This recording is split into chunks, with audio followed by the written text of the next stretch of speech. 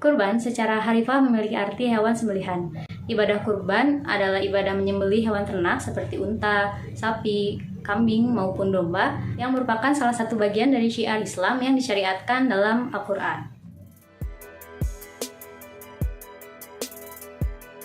Untuk syarat hewan kurban yang pertama harus halal dan sah secara Islam, kemudian thayyib, yaitu baik secara kesehatan dan juga baik secara sosial, dan yang terakhir yaitu sehat secara fisik, bebas dari penyakit, juga memiliki organ-organ yang lengkap.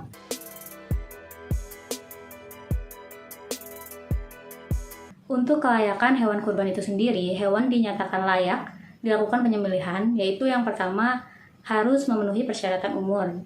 Untuk domba dan kambing harus telah berumur di atas 1 tahun, yang ditandai dengan adanya 1 pasang gigi tetap, dan untuk sapi dan kerbau telah berumur di atas 2 tahun yang ditandai dengan adanya sepasang gigi tetap.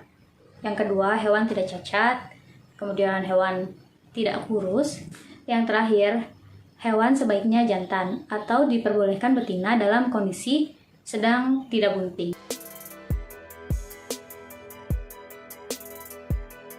Nah, salah satu syarat kelayakan hewan kurban itu adalah hewan dalam keadaan sehat.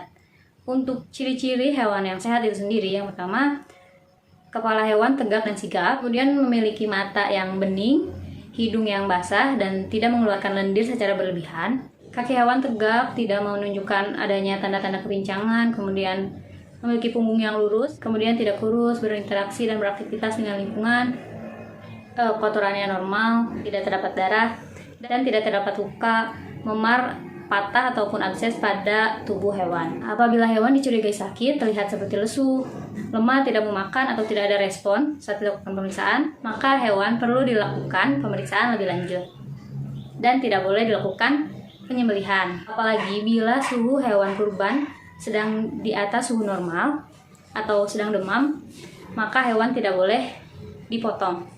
Suhu normal untuk sapi, kambing, juga domba yaitu sekitar 38 derajat Celcius sampai 39,5 derajat Celcius. Bila suhu hewan di atas suhu tersebut, maka hewan tidak boleh dipotong dan perlu dilaporkan kepada dinas yang membidangi fungsi kesehatan hewan.